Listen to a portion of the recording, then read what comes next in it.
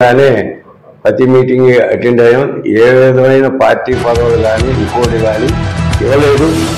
మన స్వర్గీయ సింగంగారు గారు ఎమ్మెల్యేగా ఉండగా ఆయన నాకు ఏఎంసీ వైస్ చైర్మన్గా నాకు పదవి వచ్చింది అంటే ఆయన వచ్చిన తర్వాతే దుర్గారావు గారు, షేక్ ముస్తాఫా గారు, నంబూరి రామచంద్ర గారు, అలాగే చిట్టుమూరి రామలింగేశ్వరరావు. ఇప్పుడు అలా కాదు, ఎలా వస్తున్నారో అన్నాడే నాకు పదవి కావాలంటారు. ఇప్పుడు సీనియర్ని గుర్తిస్తాలేదు. మనం వెళ్తే 10 రోజులు పడాలి, 10 రోజులు పోకూడదు. అలాగే ఇప్పుడు రాజకీయాలు క్యాష్ అయ్యింది. ఇప్పుడు ఉన్నదంతా క్యాష్ వెళ్తున్నారు. కులపరంగానే గుర్తింపు, పదవి లేకపోయినా సీనియారిటీ లేకపోయినా వాళ్ళకి ఇచ్చిన ప్రయారిటీ మీకు ఇవ్వకుండా చేసిన సంఘటనలు చాలా ఉంటాయి. అటువంటి సందర్భాల్లో మీరు ఏదైనా ఫీల్ అవుతుంటారు. మనం ఎప్పుడైనా సరే మన పార్టీలో ఉన్న సీనియర్లు అందరినీ గౌరవించుకోవాలి. నాకు పదవి వచ్చిందంటే నేను స్టెప్ తగ్గుతాను, ఎవరైనా గౌరవిస్తాను. నేనేదో ఈరోజు నేనే గొప్పని నేను ఎప్పుడు అనుకున్నాను. ఇప్పుడు మాత్రం అది కొంచెం పొరవడింది.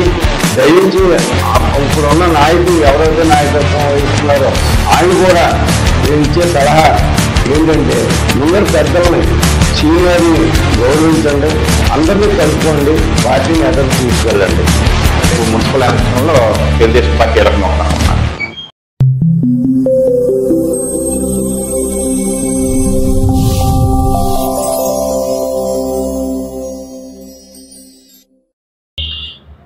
మన ఎంఎం టాక్ ఛానల్ని ఇంకా సబ్స్క్రైబ్ చేసుకున్నారంటే సబ్స్క్రైబ్ చేసుకోండి. మన కార్యక్రమాలని లైక్ చేయండి. మీ కామెంట్స్ని కామెంట్ బాక్స్లో తెలియజేయవలసిందిగా కోరుతున్నాను. మరి ఈరోజు మనం ఒక ముఖ్యమైన వ్యక్తితోటి ముఖాముఖి నిర్వహిస్తున్నాం. జంగారెడ్డిలో తెలుగుదేశం పార్టీలో ప్రముఖ వ్యక్తి, 82 నుంచి కూడా పార్టీలోనే ఉంటూ పార్టీ మారకుండా ప్రజలకు సేవ చేస్తూ గత 4 ఎన్నికల నుంచి గెలుస్తూ ఓటమి ఎరగకుండా ఈ 4 ఎన్నికల్లో కూడా విజయం సాధించిన వ్యక్తి. జిల్లా స్థాయిలో, రాష్ట్ర స్థాయిలో తెలుగుదేశం పార్టీలో వివిధ పదవులు చేసి వ్యక్తి నంబూరి రామచంద్రరాజు గారితో మనం ఈరోజు ముఖాముఖి కార్యక్రమాన్ని నిర్వహిస్తున్నాం. మరి వారిని మీకు పరిచయం చేసి వారి వ్యక్తిగత విషయాలు, రాజకీయ విషయాలు ఇవన్నీ కూడా మీతో షేర్ చేసుకుందాం. ముందుగా మరి నంబూరి రామచంద్రరాజు గారిని మీకు పరిచయం. నమస్తే అండి రాజు గారు. నమస్తే అండి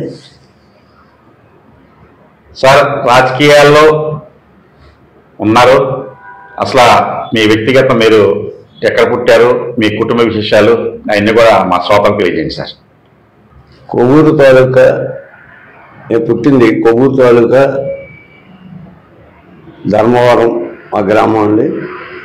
అక్కడ నా జన్మస్థలం. అక్కడి నుంచి 1970లో జంగారెడ్డిగూడెం రావటం జరిగింది. ఏంటంటే నేను వచ్చేటప్పుడు గుమస్తాగా ఇక్కడికి వచ్చాను. ఉద్యోగం కొరకు వస్తూ గుమస్తా పని కోసం వచ్చి ఇక్కడ జంగారెడ్డిగూడెన్ని పేర్చల సీతారామరాజు గారు దగ్గర పనిచేస్తూ, ఆయన వ్యవసాయం ఉండేది, బయట ఫ్యాక్టరీ ఉండేది. అలాగే ఆయన ద్వారా ఇక్కడికి వచ్చి దాని తర్వాత టొబాగో కంపెనీలో కూడా నేను సూపర్వైజర్గా పనిచేయడం కూడా జరిగింది. దాని తర్వాత కాకల నరసింహమూర్తి గారు ఇక్కడ సర్పంచ్గా ఉండేవారు. అప్పుడు ఏదో మన చాలా ఫ్యాక్టరీ ఉండేది, అందులో ఉద్యోగానికి కూడా నేను ప్రయత్నం చేశాను, కానీ జరగలేదు. ఆయన ఒకటే అన్నారు, నువ్వు ఉద్యోగం వద్దు, ఏమొద్దు, నువ్వు చిన్న చిన్న వర్క్లు ఏమైనా చేసుకుంటూ నువ్వు రాజకీయంగా రమ్మని చెప్తూ, సరే నాకు అన్న రామారావు గారి అభిమానిగా 82లో ఆయన పార్టీ పెట్టినప్పుడు నేను తెలుగుదేశం పార్టీగా జాయిన్ అవటం జరిగింది. అప్పటి నుంచి ఈ రోజు వరకు కూడా పార్టీలోనే ఉంటూ పార్టీలో వివిధ పోస్టులు చేస్తూ ప్రజలకి సేవ చేసుకునే కార్యక్రమంలో ఉన్నాను. సార్ ఇప్పుడు పేర్చర్ల సీతారామరాజు గారి గురించి చెప్పారు. ఇప్పుడు తరానికి ఆయన గురించి తెలియదు. మాకు కూడా అప్పట్లో చిన్నపిల్లం మేము. కాకల నరసింహమూర్తి గారిని అప్పుడు సర్పంచ్గా నిలబెట్టింది సీతారామరాజు గారు అంటారు. ఆయన జంగారం రాజకీయాన్ని శాసించే స్థాయిలో ఉండేవారు అంటారు. ఒకసారి ఆయన గురించి మా పేర్చోకి. అవునండి, సీతారామరాజు గారు ధర్మవరాన్ని సర్పంచ్గా పోటీ చేసి ఇక్కడ నుంచి రాజకీయంగా నమ్మిన వాళ్ళే స్నేహితులే మోసం చేశారనే ఉద్దేశంతో ఆయన ఇక్కడ నరసింహపాలెం పొలం కొని ఒక ఫ్యాక్టరీ కోయిలగూడెంలో గౌరవరాన్ని ఒక కనసారి షుగర్ ఫ్యాక్టరీ పెట్టి కొంచెం రాజకీయంగా ఇంట్రెస్ట్గా తిరిగేవారు. అప్పుడు జంగారెడ్డిగూడెంకి వచ్చినప్పుడు ఆయన కరాడం కృష్ణమూర్తి గారు, అలాగే తాళవే బాబు గారు, కాకల నరసింహమూర్తి గారుతో పాటు ఆయన ప్రయాణం చేస్తూ ఆయన అల్లూరి బాపిరెడ్డి గారికి యాంటీగా ఉండేవారు. అప్పుడు స్వతంత్ర పార్టీ వాళ్ళు కాంగ్రెస్లో ఉండేవారు, యాంటీ కాంగ్రెస్లో పనిచేసేవారు ఈయన సీతారామరాజు గారు. అప్పుడు జంగారెడ్డిగూడెం సర్పంచ్ ఎలక్షన్ వచ్చేటప్పటికి కాకల నరసింహమూర్తి గారిని ప్రపోజ్ చేసి పెడతాం జరిగింది. అప్పుడు కాంగ్రెస్ తరఫున మాంకాల గంగరాజు గారిని పెట్టడం, పరిమితి గంగరాజు గారు, అబ్బాయి గారు వాళ్ళందరూ కలిసి మాంకాల గంగరాజు గారిని పెడతాం జరిగింది. దాని మీద మన నరసింహమూర్తి గారు రాజకీయంగా ఈ నరసింహమూర్తి గారిని తీసుకొచ్చి సర్పంచ్గా పోటీ చేయటం, అలాగే పోటీలో కూడా గెలుస్తూ అన్నీ కూడా ప్రథమ పాత్ర జంగారెడ్డిగూడెన్ని కాకలుగా మన సీతారామరాజు గారు చేశారు. అలాగే జేపీ సెంటర్ అన్న ఆయన బాగా ఇంట్రెస్ట్ ఏం చేస్తే జేపీ సెంటర్లో యూత్ బాగా ఉండేటప్పుడు ఆ యూత్ అంతా సీతారామరాజు గారిని కూడా ఆయన చేసే పనులు అన్నీ నచ్చి కూడా ఫాలోయింగ్ ఫస్ట్ నుంచి కూడా జేపీ యూత్లో జంగారెడ్డిగూడెన్ని ఆయన చాలా అభిమానించేవారు. రాజకీయాల్లోకి మీరు రావడానికి ఇంట్రెస్ట్ సీతారామరాజు గారు వలన రాజకీయాల్లోకి వచ్చారా, నరసింహమూర్తి గారా, లేకపోతే మీకు స్వతహాగా రాజకీయాల్లో ఉండాలని ఇంట్రెస్ట్ ఉండేదా? నాకు అన్నగా రామారావు గారు అంటే రామారావు గారు పార్టీ పెట్టిన వెంటనే నేను ఒరిజినల్గా రామారావు గారు అభిమాని. నేను ఆ పార్టీ పెట్టినప్పుడు నేను ఆ తెలుగుదేశం పార్టీ అంటే అభిమానంగా ఇక్కడ పార్టీ ప్రతి మీటింగ్కి నేను వచ్చి అంటే నేను ఊరికి కొత్త, నేను ఇక్కడ జంగారెడ్డిగూడెన్ని సీతారామరాజు గారి ద్వారా వచ్చాను. ఆయన పొలాన్ని ఉండేవారు, మతం ఇక్కడ జంగారెడ్డి కూడా ఉండేవారు.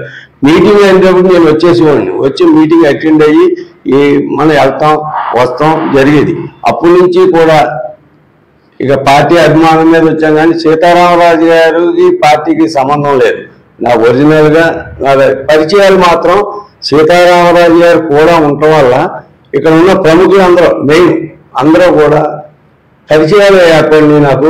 ఆ పరిచయాల ద్వారా రాజకీయం నరసింహమూర్తి గారు తర్వాత నరసింహమూర్తి గారు సర్పంచ్ అవుతాం, నరసింహమూర్తి గారితో ఆయన అప్పుడు నాయకుడిగా ఉంటాం, ఆయనతో పాటు ఫాలో అవుతూ జరిగింది.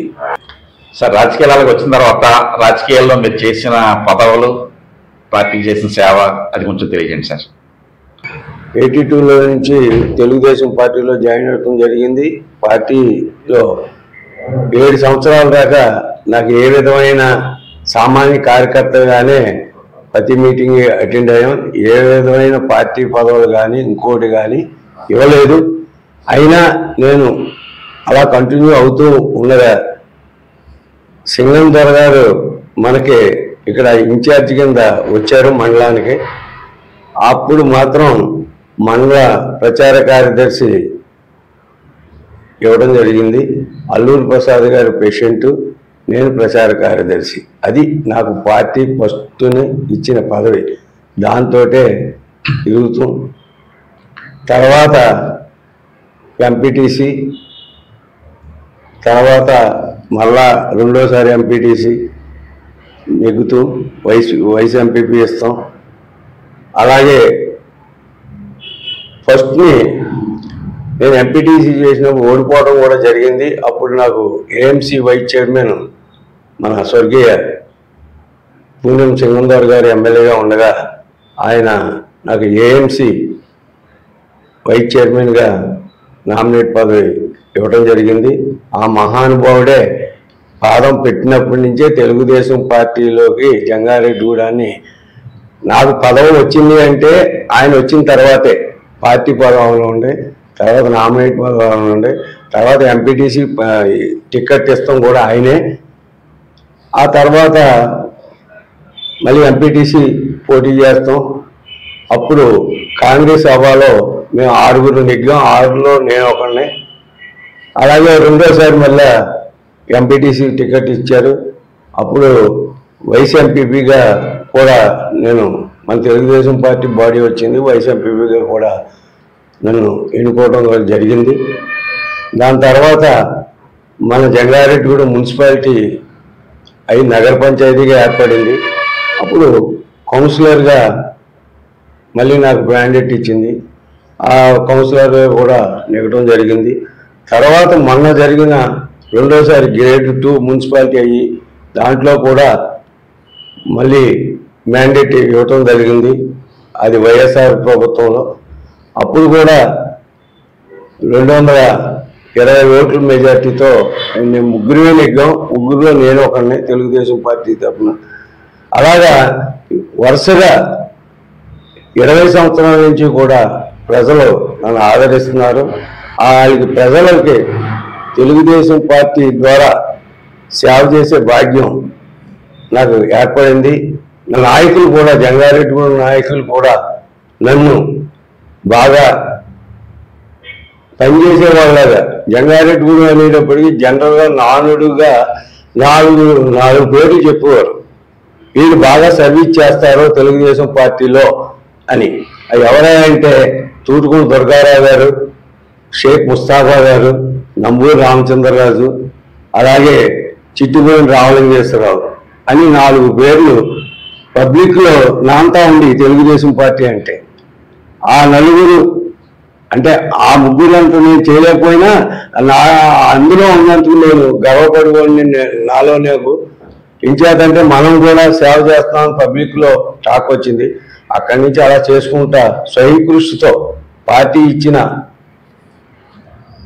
మనకి సహకారంతో, లోకల్ నాయకులు ఇచ్చిన సహకారంతో ప్రజలకు సేవ చేసుకుంటూ, మన చంద్రబాబు నాయుడు గారు కూడా మొన్న నాకు క్షత్రియ కార్పొరేషన్ డైరెక్టర్, స్టేట్ క్షత్రియ కార్పొరేషన్ డైరెక్టర్ కూడా నామినేట్ ఇవ్వడం జరిగింది. అంటే పార్టీ కూడా నన్ను గుర్తించినందుకు నాకు మనస్ఫూర్తిగా, ప్రజలైతే 20 సంవత్సరాల నుంచి గుర్తించారు. పార్టీ ఏంటి అని మనసులో ఉండేది నాకు. ఆ కోరిక మన చంద్రబాబు నాయుడు గారు, లోకేష్ వల్ల నాకు ఆ కోరిక కూడా నెరవేరింది. సింగంధర గారి వల్ల మీరు రాజకీయాల్లో ఎక్కువగా ఉన్నారు. ఆయనతో చాలా సన్నిహితంగా ఉండేవారు. ఆయన ఏ రకంగా ప్రజలతో మమేకయ్యారు ఆయన గురించి ఇప్పుడు వాళ్ళకి తెలియదు. సింగంధరరావు గురించి చెప్పండి సార్. ఆయన నిజంగా ఎస్టీ అయినా కానీ ఓసీ ఎమ్మెల్యే కంటే బాగా పగడబందీగా డెవలప్మెంట్ విషయంలో చేశారు. ఆయనలో నచ్చిన గుణం ఏంటంటే నిజాయితీగా, ఎక్కడా కరప్షన్ లేదు ఆయన టైంలో. నమ్మిన వాళ్ళని, కార్యకర్తలు కానీ నాయకులు కానీ బాగా పనిచేసే వాళ్ళని గుర్తించి ఆయనతో పాటు, ఆయన కూడా ఏంటంటే చిన్నప్పటి నుంచి కార్యకర్తగా కమ్యూనిస్ట్ పార్టీల్లోనే అందులో తిరిగి క్రమశిక్షణలో ఎదిగిన వ్యక్తి. ఆయన దగ్గరికి నేను చూసింది ఏంటంటే ప్రతి వాళ్ళని, చిన్న పెద్ద అందరినీ గౌరవించుకుంటూ నిజాయితీగా చేశాడు ఆయన. ఆయన తర్వాతే జనరేషన్ ఇప్పుడు వచ్చిన దానికి దానికి అసలు సంబంధాలు లేవు. అప్పుడు అందరూ కూడా నిస్వార్థంగా ప్రజలకు సేవ చేయాలి, డెవలప్ చేయాలి అనే కాన్సెప్ట్తో ఎమ్మెల్యే గారు పనిచేశారు. ఆయన మాత్రం మన Jangareddygudem Eluru road double road అయింది ఆయన టైంలోనే అయింది. ఏలూరు రోడ్డు ఎక్స్టెండ్ చేసి సెంటర్ డివైడర్ ఏర్పాటు చేసింది సింగంధర గారి టైంలో. అప్పుడు రాజకీయం నుంచి ఉన్నారు మీరు 40 సంవత్సరాలు పైబడి. 40. అప్పుడు నారాయణ స్వామి గారితో సన్నిహితం, అప్పయ్యరాజు గారు, ధనుసరాజు గారు ఇటువంటి ఉద్దండలతోటి కలిసి పనిచేశారు. ఇప్పుడు ఇంకా చేస్తున్నారు. ఇప్పటికి రాజకీయాల్లో కానీ, మనుషుల్లో కానీ, సమాజంలో కానీ చాలా తేడా ఉందండి. అప్పుడులో కమిట్మెంట్ మీద ఉండేవారు అప్పుడు నాయకులందరూ కూడా. పార్టీ ముఖ్యం, పార్టీ బతుకుంటే మనం పర్వాలేదు. ఇప్పుడు అలా కాదు, ఏళ్ళు వస్తున్నారో మన్నాడే నాకు పదవి కావాలంటున్నారు. ఇప్పుడు మేము 7-8 సంవత్సరాలు అలాగే నిరీక్షణ సామాన్య కార్యకర్తగా ఉన్నా కానీ రాలేదు. కానీ పార్టీని నమ్ముకున్న వాళ్ళకి న్యాయం జరుగుద్ది, కష్టపడిన వాళ్ళకి జరుగుద్ది. ఇప్పుడు సీనియర్లు గుర్తిస్తలేదు, ఎవరి మట్టుగా వాళ్ళు నిన్న రాకమన్న వచ్చి విమర్శ కాదు, ఇది జనరేషన్లో మార్పు. ఎవరిని కూడా మనలో ముందర మనలో మనం గౌరవించుకోవాలి, మన నాయకులను గౌరవించుకోవాలా, అది లేదు. ఎంతసేపు నేను అనేది ఎక్కువైంది, మనము అనేది పక్కన పెట్టారు, అదే బ్యాడ్ అవుతుంది. కానీ అందరూ కష్టపడే వాళ్ళే, అందరినీ గుర్తించాలి, అందరికీ అవకాశాలు వస్తాయి. పార్టీని నమ్ముకున్న వాళ్ళకి, అందులో తెలుగుదేశం పార్టీలో పనిచేసే వాళ్ళకి ఎక్కువ పర్సెంటేజ్ నీతి నిజాయితీగా ఉన్న కార్యకర్తలే ఈ తెలుగుదేశం పార్టీలో ఉన్నారు.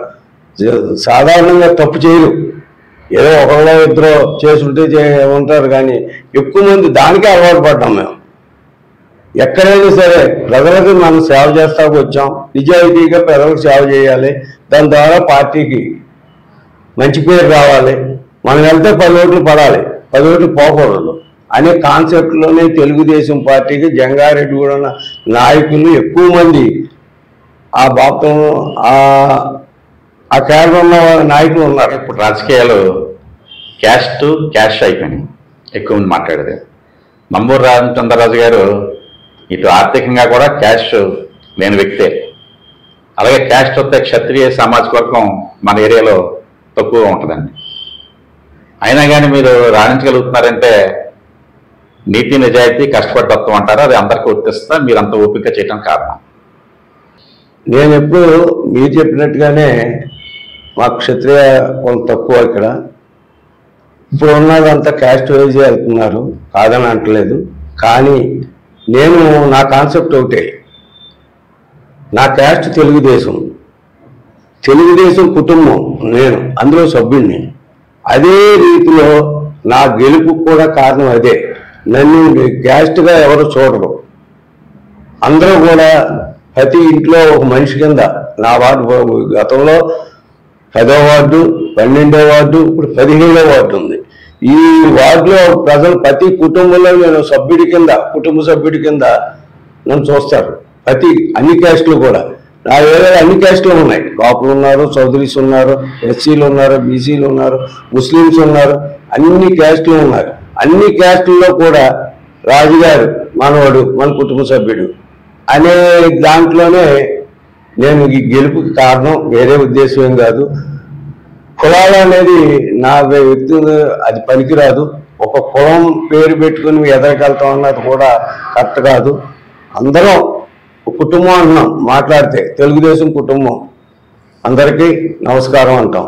ఆ కుటుంబం అన్నప్పుడు కుటుంబంలో అందరూ కూడా ఒకటే, అలా భావించుకుని వెళ్ళాలి తప్ప ఆ కులం అది, నా కులం ఇది అనేది దానికి నేను యాంటీ కులానికి. జంగాణలో ఒక సీనియర్ వ్యక్తిగా మీరే రాష్ట్ర స్థాయిలో కార్పొరేషన్ డైరెక్టర్, 20 సంవత్సరాలు ప్రజాప్రతినిధి.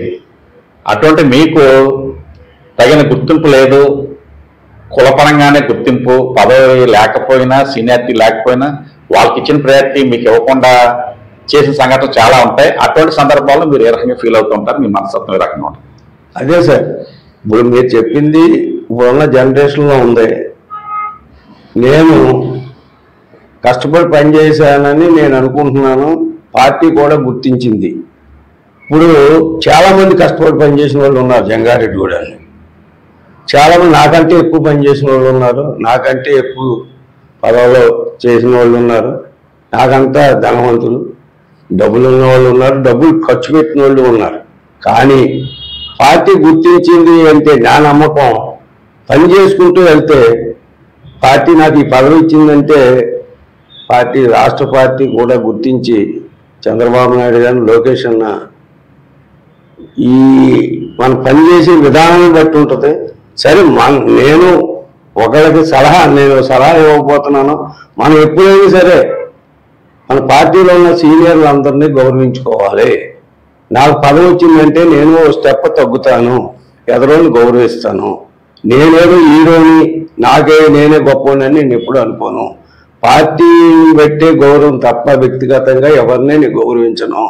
పార్టీలో ఉంటాం, సీనియర్ని వాళ్ళు గౌరవించుకుంటూ పార్టీని గౌరవించుకుంటూ ఎదరగలుగుతాను. అది నా పాలసీ. ఇప్పుడు మాత్రం అది కొంచెం కొరవడింది. దయించి ఇప్పుడున్న నాయకులు ఎవరైతే నాయకత్వం వహిస్తున్నారో ఆయన కూడా నేను ఇచ్చే సలహా ఏంటంటే ముందర పెద్దల్ని సీనియర్ని గౌరవించండి, అందరినీ కలుపుకోండి, పార్టీని ఎదరికి తీసుకెళ్ళండి. ప్రస్తుత రాజకీయాలు రాబోయే స్థానిక సంస్థలు ఉన్నాయి. గత ఎన్నికల్లో తెలుగుదేశం పార్టీ 29కి 3 గెలుచుకుంది. ప్రతిపక్షంగా జనసేన 4 గెలుచుకున్నాయి. రేపు మళ్ళీ ఎన్నికల్లో తెలుగుదేశం పార్టీ మొన్న ఎన్నికల్లో 12,000 పైచులకు మెజార్టీతో గెలిచాం తెలుగుదేశం పార్టీ. మరి రేపు మున్సిపల్ ఎలక్షన్లో తెలుగుదేశం పార్టీ ఏ రకంగా ఉంటున్నారు? కార్యకర్తలు అందరూ కూడా నామినేట్ పదవులోనే ఉండే అన్ని కొంచెం లేట్ అయిన మాట వాస్తవం. పార్టీ పదవులు కూడా ఆలస్యం కొంచెం లేట్ అయినాయి. ఇవన్నీ కూడా తొందరలో పూర్తి చేసుకుని అందరినీ కలుపుని కష్టపడితేనే కానీ మనం మున్సిపాలిటీని కైవసం చేసుకోలేం.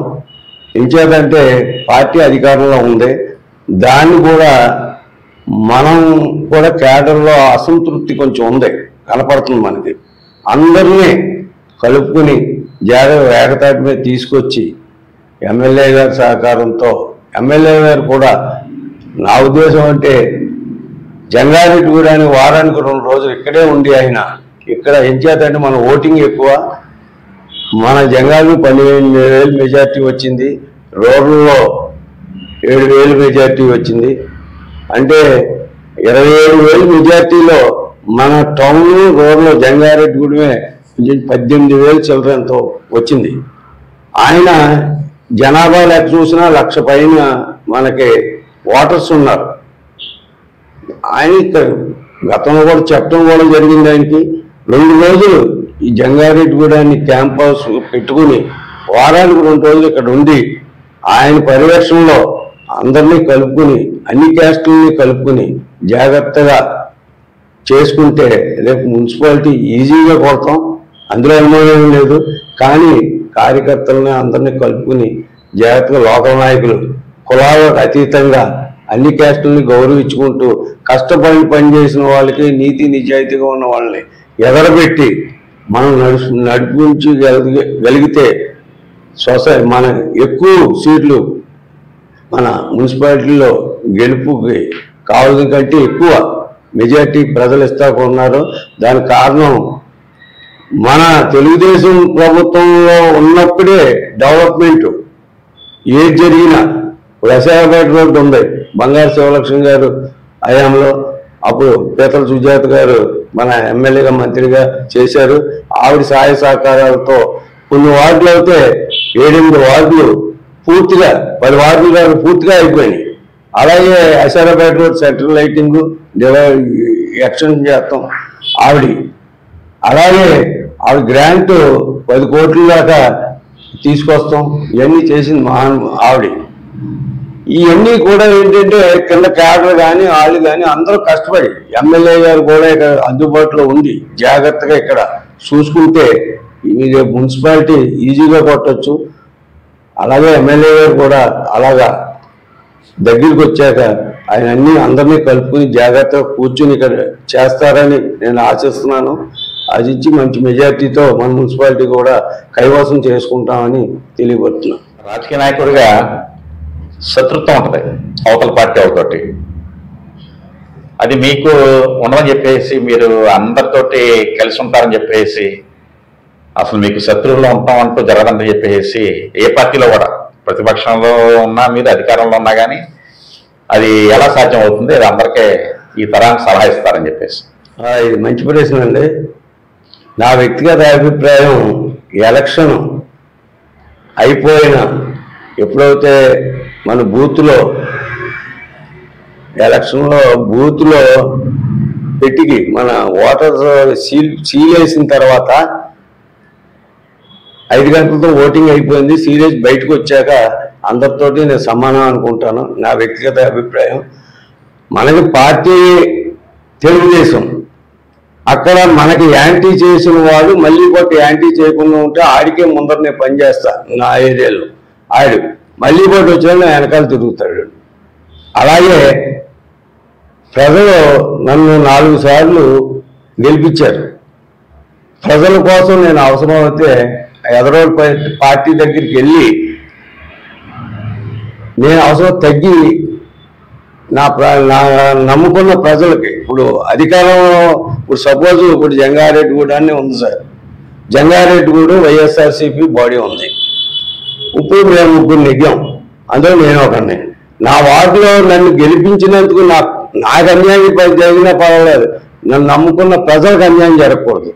ఎవరైతే అధికార పార్టీలో ఉన్న కౌన్సిలర్ వార్డులో ఏ పనులు జరుగుతున్నాయో అలాగే అంతకన్నా కాకపోయినా కొంతైనా నా వార్డులో ప్రయత్నం పనులు జరుగుతాం కోసం అవసరమైతే నేను తగ్గి, నేను ఎవరి కోసం ఎవరి పార్టీకి తగ్గుతాం కాదు, నేను నన్ను నిలబెట్టినందుకు నా ప్రజల గురించి నేను తగ్గి నేను వాళ్ళతో వెళ్తాం, నా పనులు సాధించుకుంటాం.